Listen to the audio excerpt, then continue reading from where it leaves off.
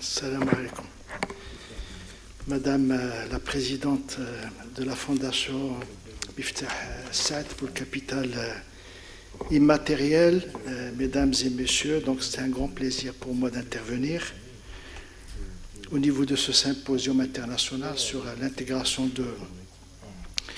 de la jeunesse en Afrique.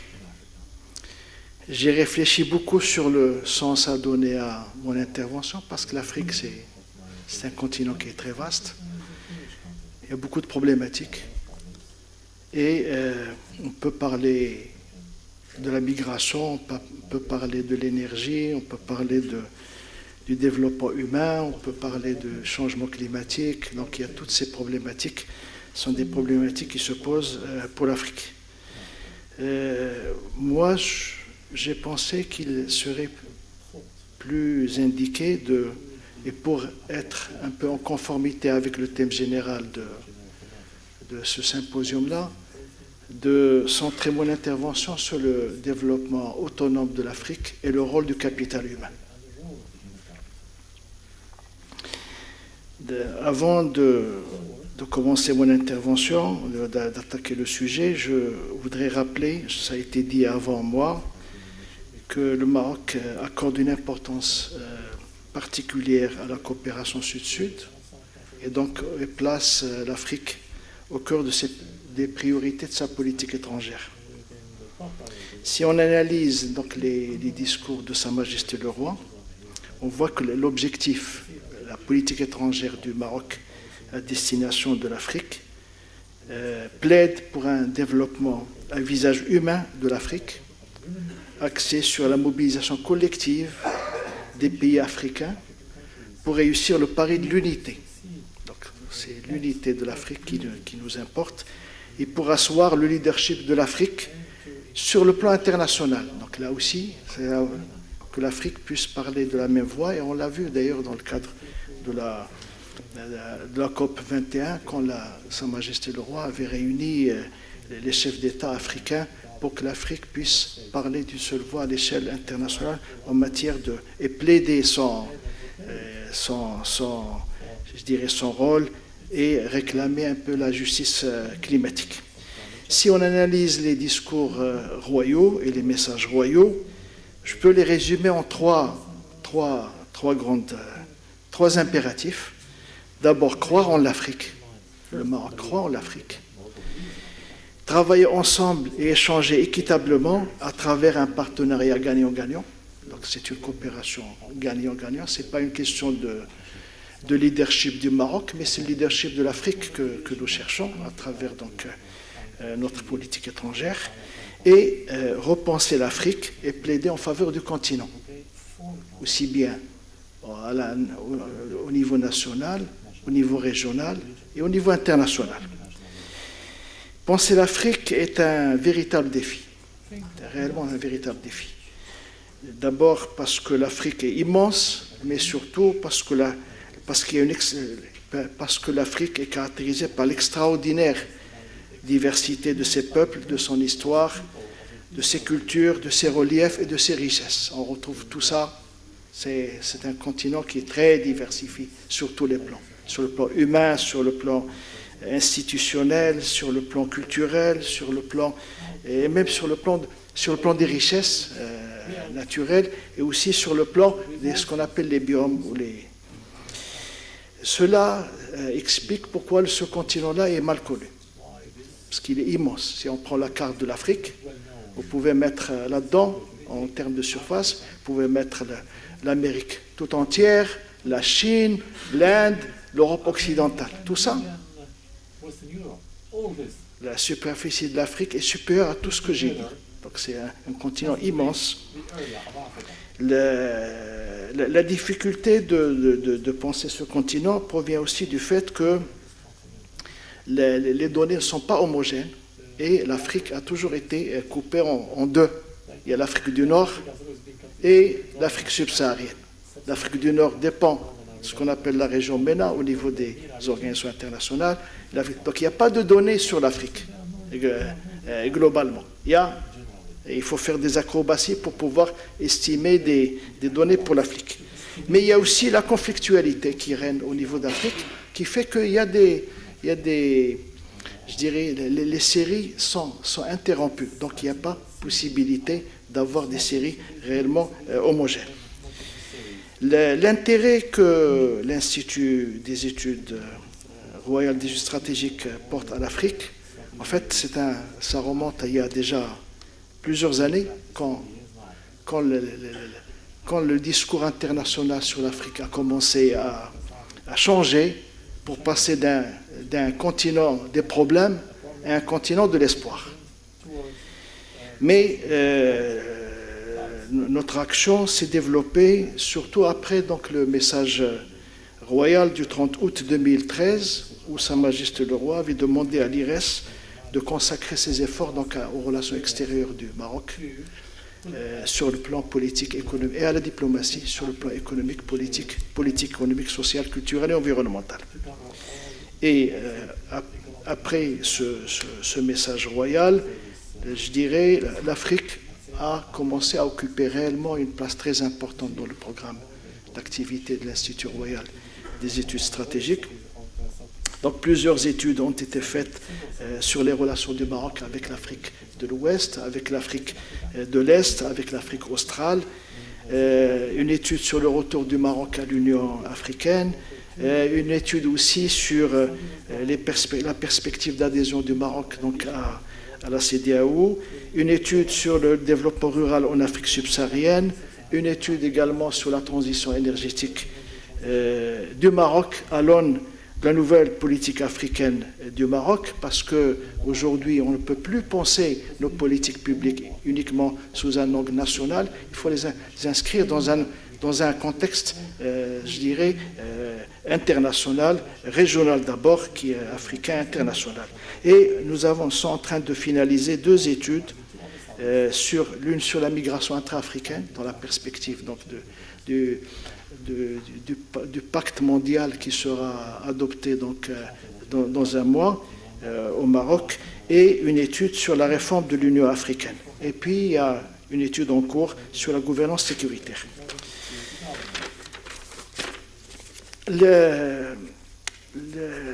Nous avons aussi dédié le rapport stratégique annuel de 2018 donc, au développement autonome de l'Afrique. Je précise que l'autonomie ne signifie pas l'indépendance. L'autonomie signifie l'autonomie de décision. Ça signifie que l'Afrique prend son destin donc en marche. Et nous avons essayé dans ce rapport-là de collecter donc une masse importante d'informations, de mettre en évidence donc la richesse, l'extraordinaire richesse et la diversité africaine. Et nous avons ici aussi montré qu'il faut changer le regard sur l'Afrique. Il faut qu'on change notre regard sur l'Afrique. Et nous avons aussi dans ce rapport parlé de grandes problématiques de l'Afrique. On a essayé on ne peut pas je dirais, étudier toutes les problématiques de l'Afrique, mais on a essayé de synthétiser de mettre en évidence les problématiques les plus importantes, qu'on considère comme étant les plus importantes pour l'Afrique. Et à la fin du rapport, la 3e partie du rapport, on a montré que l'Afrique est en marche et qu'il y a pas mal d'expériences vous avez parlé du Rwanda qui a switché du français vers l'anglais, que toute la population aujourd'hui est anglophone, en l'espace d'une dizaine d'années. Il y a beaucoup d'expériences qui sont en train de se produire, donc de se faire au niveau des pays africains. Et donc, l'Afrique est réellement en marche. Ce qui est nécessaire, c'est une dynamique d'ensemble aujourd'hui, pour ne pas rester uniquement au niveau de dynamique individuelle. Les grandes problématiques de l'Afrique, c'est d'abord le changement climatique, parce que c'est le continent le plus exposé donc, au changement climatique. Toutes les problématiques du changement climatique sont au niveau de l'Afrique, et l'Afrique aujourd'hui n'a pas la capacité de s'adapter au changement climatique. Donc et le changement climatique, bien entendu, impacte l'économie africaine, impacte aussi la population et menace les personnes les plus vulnérables. C'est une problématique qu'on avait déjà traitée dans le rapport stratégique 2017 qui était consacré donc au changement climatique. Les autres problématiques, c'est la poussée urbaine. La poussée urbaine, c'est ce qui est en train de se passer aujourd'hui au niveau de l'Afrique et sans précédent dans l'histoire de l'humanité. Le taux d'urbanisation est passé de 26% en 1980 à 40% en 2015 et s'approchera des 60% à l'horizon 2050. L'urbanisation aujourd'hui, la dynamique démographique contribue à autour des 2/3 à cette poussée urbaine. Ce qui est un niveau très élevé, et la poussée urbaine représente réellement un défi systémique majeur de la croissance économique au développement humain, en passant par la qualité de l'environnement et dans l'enjeu de la stabilité sociale. Cette poussée urbaine peut devenir un formidable accélérateur du développement de l'Afrique si des réponses adéquates sont identifiées et mises en œuvre. Troisième problématique, c'est la transformation rurale.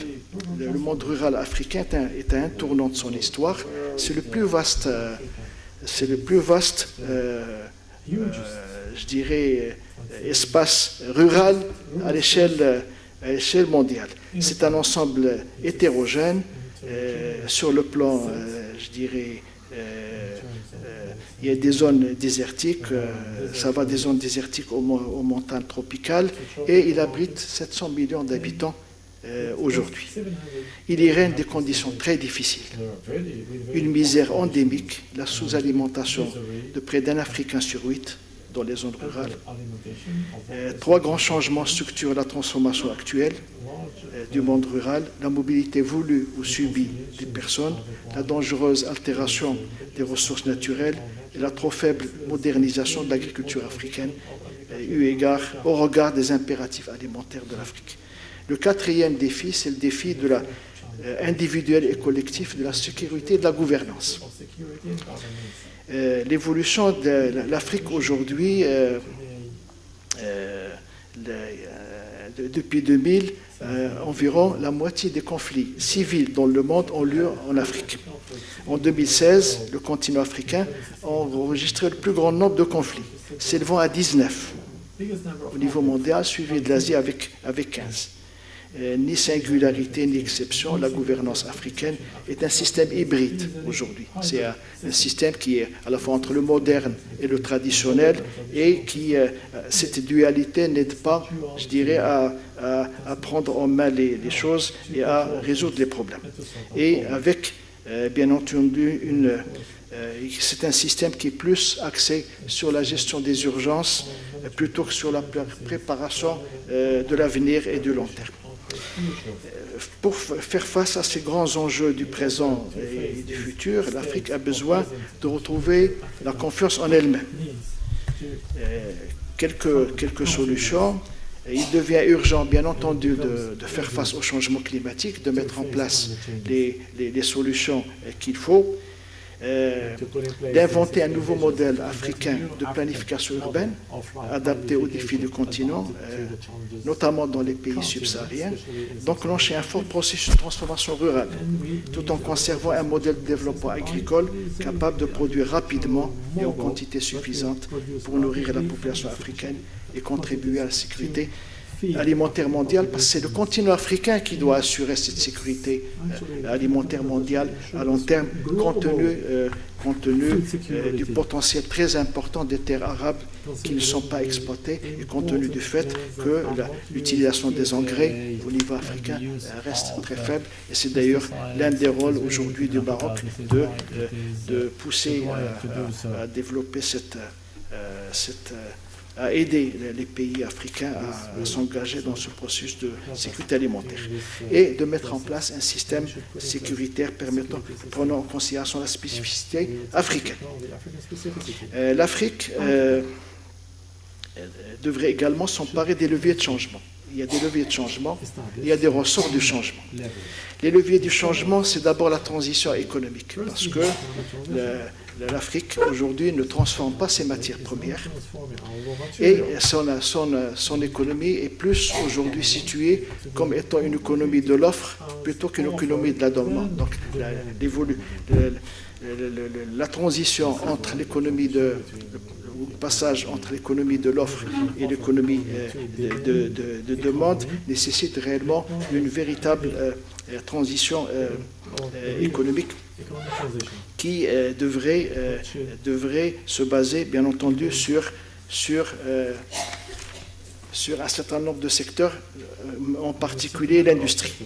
Il y a la transition énergétique, mis à part l'Afrique du Nord et l'Afrique du Sud, le reste du continent est très sous-électrifié. En plus, la biomasse représente à peu près 50% de la consommation énergétique. Donc il y a une détérioration des ressources naturelles dues à cette... Donc il faut électrifier l'Afrique en essayant d'utiliser des solutions localisées et en essayant aussi de développer les énergies renouvelables. La transition digitale, moi je pense que c'est une transition qui pourrait sauver l'Afrique. L'Afrique n'a pas besoin de reprendre toutes les étapes que l'économie occidentale a connues. Je pense qu'il faudrait prendre le train en marche. Ça se développe. Il y a pas mal d'expériences en termes de digitalisation qui sont en train de voir le jour dans les pays africains. Quant au ressort de l'autonomie, c'est là où je ferai la transition vers le capital humain, c'est d'abord il faudrait qu'il y ait une réconciliation entre de l'Africain avec lui-même d'abord, et avec la nature, parce qu'il consomme la nature, comme j'ai dit tout à l'heure. Et il faudrait, deuxième élément, deuxième ressort de l'autonomie de l'Afrique, c'est la prise en compte du capital humain africain dans sa globalité, son entièreté. Donc, outre un changement de regard sur soi, l'Afrique, pour devenir autonome, devrait sauter les étapes en termes de développement, ce qu'on appelle le leapfrog en anglais, pour emprunter un autre chemin vers la croissance, aidé en cela par un capital humain préparé pour affronter les défis du futur. Ce capital humain, comment il faudrait le mettre à contribution? J'ai une série de propositions. D'abord, il faudrait mobiliser à l'avenir de nouveaux leaders au niveau du continent. Donc, c'est un changement de génération, de nouveaux leaders. Je vais expliquer pour chacun des points. Pallier la situation actuelle où le capital humain n'est pas utilisé en tant que moteur de développement. Je vais expliquer aussi. Axer les efforts sur l'emploi des jeunes. Mettre à contribution les femmes au développement économique et social de l'Afrique et promouvoir la Lean Generation. Mobiliser à l'avenir, dès à présent et à l'avenir, de nouveaux leaders. Pourquoi? Parce que ceux qui ont gouverné jusqu'à présent, jusqu'à un passé récent, l'Afrique, sont des gens qui sont issus de la lutte pour l'indépendance des pays africains. Donc, ils ont fait ce qu'ils ont pu faire. Ils ont été... mais les gouvernements post-indépendance ont souvent été acculés face à l'énormité des problèmes, apparaît au plus pressé, sans toutefois trouver des solutions, ou parfois même avoir la volonté de faire des choix structurels forts et s'y tenir. Pourquoi? Parce que les choix, quand on fait des choix, on est responsable. C'est la responsabilité d'assumer les conséquences des options non retenues. C'est aussi la responsabilité de réaliser effectivement les promesses qui sont faites devant les populations. D'où parfois le recours plutôt au statu quo. We have Être only guerrier status quo. ne suffit plus Being a fighter is not pour gérer not l'Afrique enough post-indépendance. to manage the post-African, Le nouveau monde qui post-independence s'ouvre sur les leviers du Africa. changement Changes, qu'il faut actionner level of pour y changes entrer should be used appelle un autre profil de décideur africain, by plus stratégique, decision plus makers in tactique, Africa. We need to plus be more strategic, anticipatif, more tactical, plus- more que réactif, anticipative, plus more autonome reactive, more autonomous, qu'indépendant, aussi féminin que masculin. and Donc, as voilà. C'est feminine ça, cette as nouvelle génération qui masculine. doit, This is the new qui doit- generation. et on est en train de la voir émerger aujourd'hui, Is cette génération. Deuxièmement, le capital humain. Le capital humain n'est pas utilisé. human capital is not used. Il y a beaucoup de personnes au There chômage, are a lot of, beaucoup de people pauvres, unemployed, a lot of poor beaucoup de people, migrants a lot of migrants à l'intérieur du continent within the continent. et beaucoup de femmes dans des Wow. situations Oui. précaires. Je In réserverai une precarious partie aux femmes. situations. Les personnes en chômage et les pauvres ne sont pas suffisamment pris en considération Are not taken into du fait de account. leur statut Not social, enough, at least. bien qu'ils constituent un réservoir de capital humain de première importance. Form a Il en est de reservoir of même human des capital, nationaux which is very important. qui sont It's the résidents à same for l'étranger, nationals qui living commencent abroad, souvent à distendre donc leurs relations avec leur pays d'origine, and their relationships tout with simplement the parce qu'ils original sont country considérés are comme getting étant uniquement des, more distant. des contributeurs en matière They de, becoming de contributors transfert, in terms of de devises. Mais ils ne contribuent currency pas au transfers, développement de but leur they pays. don't contribute Et donc, in the development of their à travers ça, countries. ils commencent ils essaient They are de s'éloigner un peu. flying Les chômeurs et les migrants dépourvus d'autorisation de travail, away. dont de plus en plus de diplômés, il y a beaucoup de diplômés, We have more and more constituent à la fois une bombe à unemployed retardement graduates. et un fort potentiel de croissance. Is Le secteur informel leur permet de bon. survivre We malgré take donc la care of that. précarité. before the Euh, situation explodes. Leur précarisation They are in a precarious et situation. cette possibilité And the possibility continue parce que la croissance économique Continues aujourd'hui because dans les economic pays growth africains today in n'est pas en African mesure is not de able suivre le rythme to follow de la poussée the démographique. rhythm of Mais the nombre d'entre eux, demographic, de ces chômeurs ou des migrants dépourvus a lot of migrants and seraient à même de graduates créer leur propre emploi, are able today to voire create autonomous une entreprise employment, prospère, or even pour prosperous peu que le marché companies. soit organisé. Et là, la If digitalisation only pourrait they find aider out the énormément market, and here the donc, à l'organisation digitalization will help a lot à in l'organisation de organizing l'économie, the et economy. pourvu que la réglementation leur soit As long favorable, as the c'est-à-dire regulation is qu'il y ait une favorable. simplification de procédures, I mean, to suppression simplify des procedures, intermédiaires to au coût élevé, assouplissement des lois en matière de recrutement et de licenciement. remove third parties and intermediaries. Les pauvres.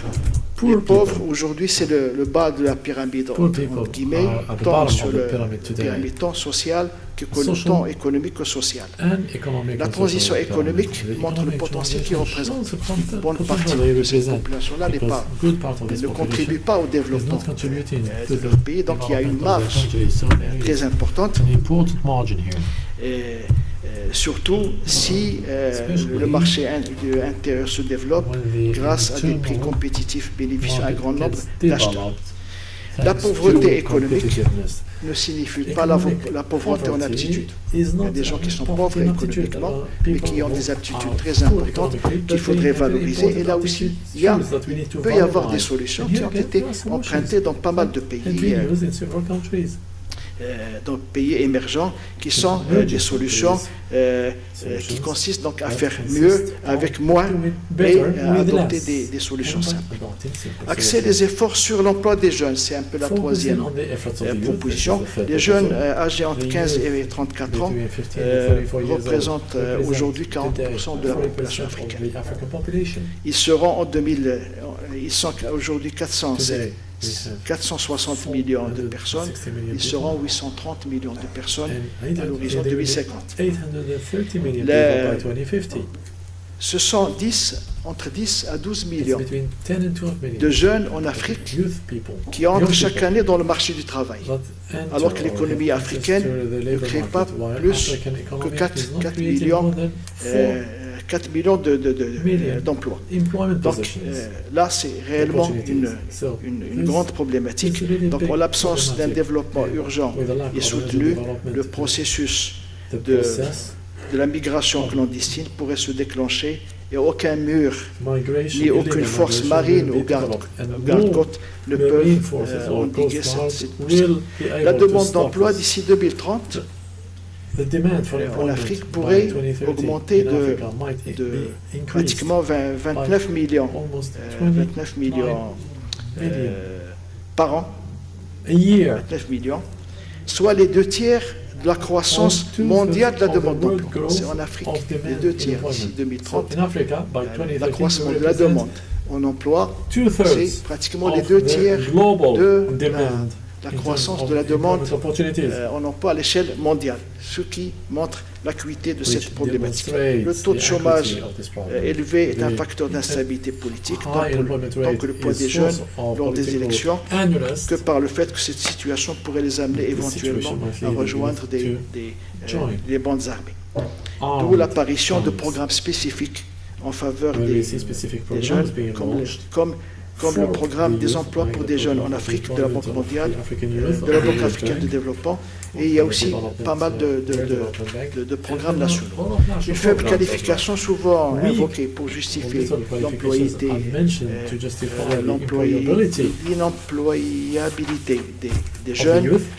En fait, il y a plusieurs facteurs qui concourent à cette And there are situation. other D'abord, les factors limites de that l'enseignement contribute. scolaire First, de the masse, limits of l'inadéquation des programmes higher education, universitaires, en passant the par le trafic des inappropriate, diplômes ou les university multiples petits emplois et curricula, contraintes familiales assumées en and parallèle des family études. constraints Les femmes, and poverty. il faudrait les Women, mettre I want to put them au développement économique, à la contribution au développement économique et social de l'Afrique. in social, La situation actuelle des femmes est précaire. current situation, Le taux d'analphabétisme est très élevé. illiteracy rate is too high.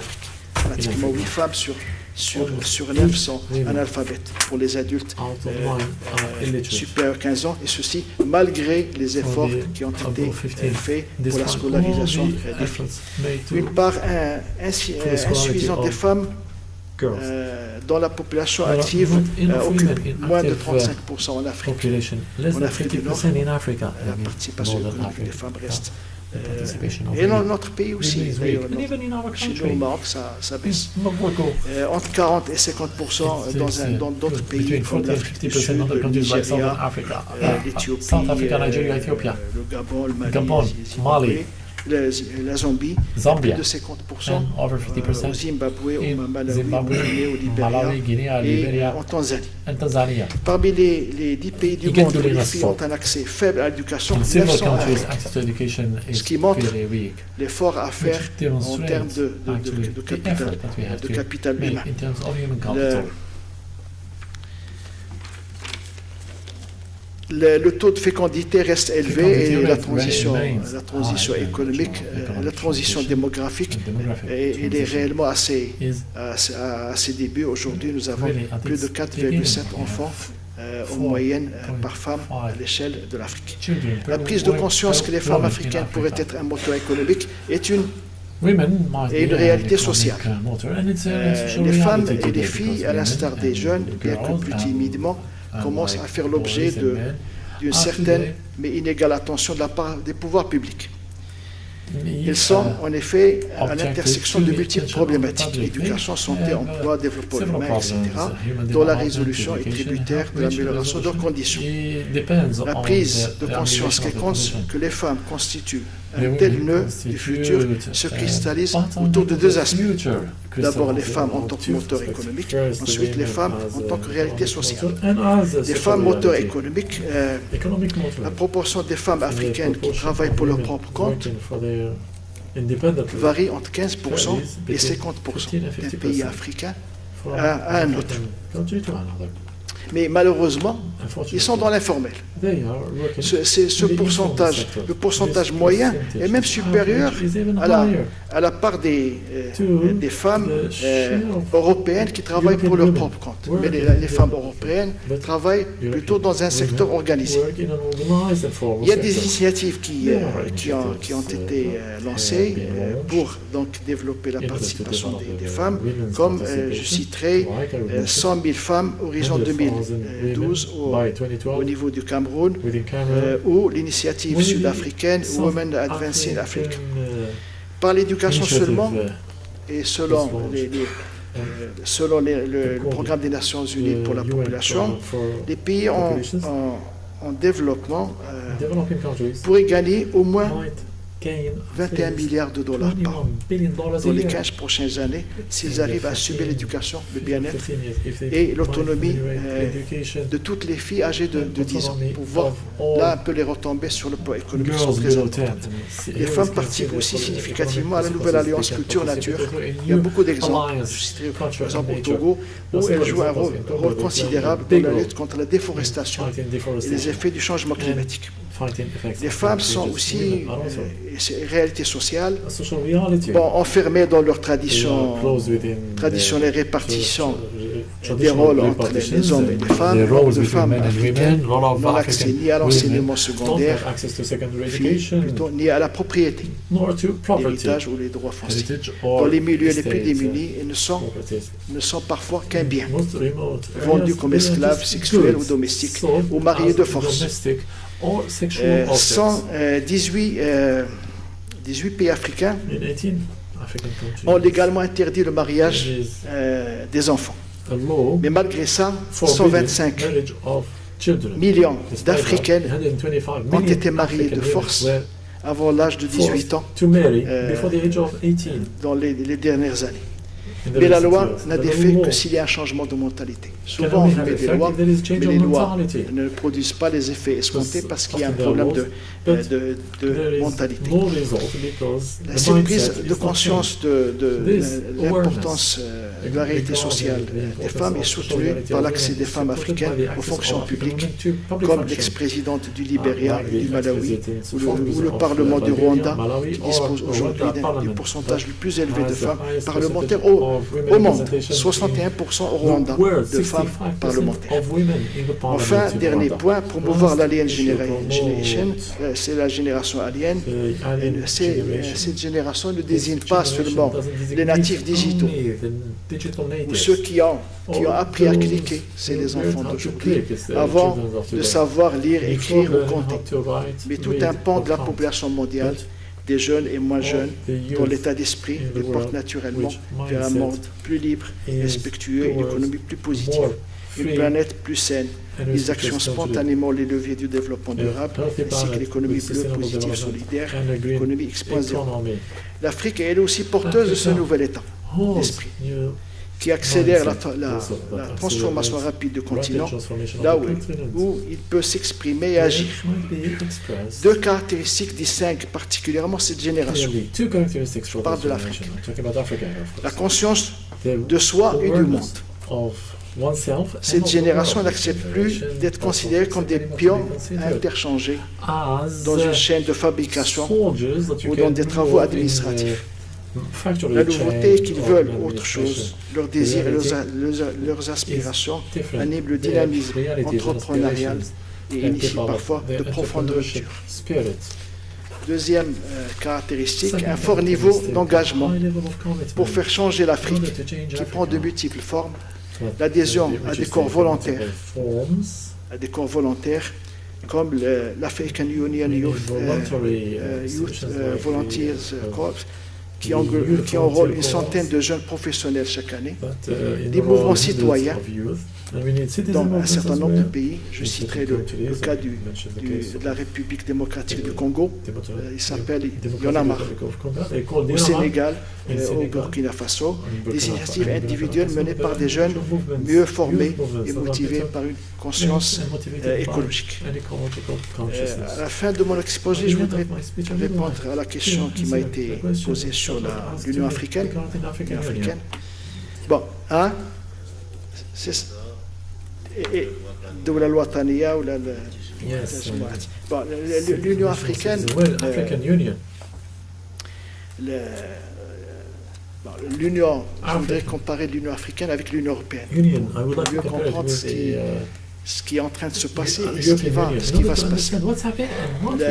L'Union européenne, la construction a commencé suite à la Deuxième Guerre mondiale pour établir une zone de paix et de stabilité à l'échelle de l'Europe. C'était ça je dirais, la vocation, le leitmotiv politique qui a été derrière la création de l'Union européenne. Mais l'Union européenne a été mise en place en privilégiant la dimension économique. C'est par le charbon et l'acier qu'a commencé la construction de l'Europe jusqu'à l'arrivée à la zone monétaire, la zone euro. Dans le cas de l'Afrique, le contexte est différent. L'OUA a été créée pour aider les pays qui n'étaient pas encore indépendants à retrouver leur indépendance et pour aider donc les pays à s'ériger en véritable État. Donc la dimension politique a été très importante et la dimension sécuritaire parce que l'Afrique est un continent où il y a beaucoup de conflits, beaucoup de guerres. La région du Sahel, c'est l'épicentre aujourd'hui du terrorisme mondial. C'est là où il y a les armes s'échangent, les trafics de drogue, des drogues qui viennent de l'Amérique latine, etc. Voilà. Donc, et d'ailleurs, même quand on regarde les préoccupations de l'Union africaine, dont l'ancêtre c'est l'OUA, l'Union africaine aujourd'hui privilégie encore les dimensions politiques, les dimensions sécuritaires. La dimension économique n'est pas encore complètement présente. Les problématiques économiques ne sont pas discutées au niveau de l'Union africaine. Et il y a un processus de réforme qui est en train de voir le jour mené par le président Kagame, qui a proposé donc un projet de réforme de l'Union africaine pour que cette Union africaine puisse prendre en main réellement les problématiques Il est clair qu'avec la réforme de l'Union africaine, à laquelle le Maroc compte énormément contribuer, il y aura la problématique des attributions des pays et des attributions de l'Union africaine se pose. Mais il y a aussi un problème aujourd'hui entre les communautés économiques régionales au niveau africain, les différentes communautés, et l'Union africaine. Il y a un chevauchement parfois d'attributions qui fait que tout ça mérite d'être clarifié et les États. Je ne pense pas qu'au niveau de l'Afrique, il y a beaucoup d'États qui sont instables aujourd'hui. On n'a pas encore atteint le stade où les États ont atteint une certaine maturité pour être capables de régler leurs problèmes. Il y a un certain nombre d'États qui restent aujourd'hui instables. Et donc, la continuation de la construction de l'État post-colonial devrait se poursuivre. À côté de cela, il faudrait réfléchir donc au transfert d'un certain nombre d'attributions des États, donc, soit à des organisations régionales, soit à l'échelle continentale. Ce transfert pourrait être motivé par ce que les États pourraient récupérer en termes d'impact de ce transfert. Il est clair qu'aujourd'hui l'Afrique ne peut pas, compte tenu de l'énormité des problèmes qui se posent donc au niveau de l'Afrique, de l'importance des investissements à mener et des financements à rechercher, il est clair que les pays ne pourraient pas s'en sortir individuellement. D'où l'intérêt d'une mutualisation des efforts au niveau soit régional, soit africain. Parfois on parle de monnaie. Dans le cas de la CEDEAO, par exemple, c'est ils ont prévu d'arriver à la monnaie en 2020. Moi, il me semble que c'est prématuré. C'est réellement prématuré, d'abord parce qu'il n'y a pas encore d'intégration. Bon, ils ont fait une union douanière dans les textes. L'union douanière dans la réalité ne fonctionne pas totalement. Et une pour que une zone devienne monétaire, il faudrait qu'il y ait un certain nombre de requis. Il faut au moins qu'il y ait une intégration économique entre les pays. Et la situation aujourd'hui sur le plan monétaire de la CEDEAO est une situation qui est réellement hétérogène. Il y a beaucoup de monnaies. Et il y a aussi le franc CFA qui continue à être utilisé. Donc, je pense que dans cette démarche africaine, ce qu'il faudrait, c'est faire les choses de façon progressive et adopter des solutions qui sont pragmatiques. Je ne sais pas si j'ai répondu à votre question, mais c'est un processus qui se fait sur du très long terme. On ne peut pas aujourd'hui, il ne me semble pas qu'on soit aujourd'hui au stade de dire est-ce que l'État va perdre leur souveraineté, etc. Il faut d'abord commencer par mettre sur la table des problèmes, travailler ensemble pour les résoudre dans un esprit de mutualisation. Voilà, je vous remercie.